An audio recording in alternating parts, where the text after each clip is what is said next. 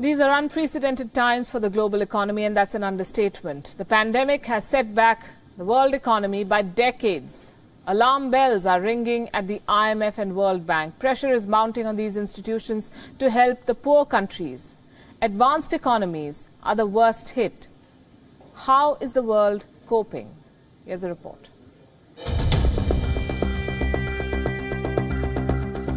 In these times, even the most grim economic forecasts show a sense of optimism.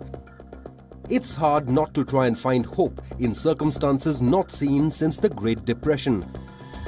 Today, the world is staring at an economic collapse, possibly the worst in nearly 100 years.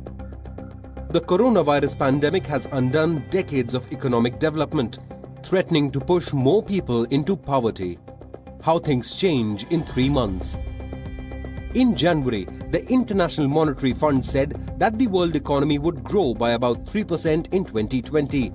Now it says the world economy is drained. Forget growth, says IMF. The global economy will contract by 3% this year. Let's begin the survey of the global economic damage with the Global South. Coronavirus is sure to end Asia's 60-year growth streak, according to the IMF. That means zero growth in 2020. This is much worse than the global financial crisis of 2008. That year, Asia grew at 4.7%. Take the region's worst financial crisis, the Asian currency crisis in the 1990s. Even then, Asia grew at slightly more than 1%. Moving to Latin America, the IMF predicts the worst recession in half a century. 1 out of 3 people could lose their jobs in South America. That's 200 million people unemployed on a single continent. In Africa, nearly half the jobs could be lost without urgent action. In the global north, the advanced economies are the worst hit. The IMF sees them shrinking by at least 6% this year. That's a negative growth rate. The United Kingdom's GDP could contract by 35% this quarter. A truly global recession is rare. It's on now.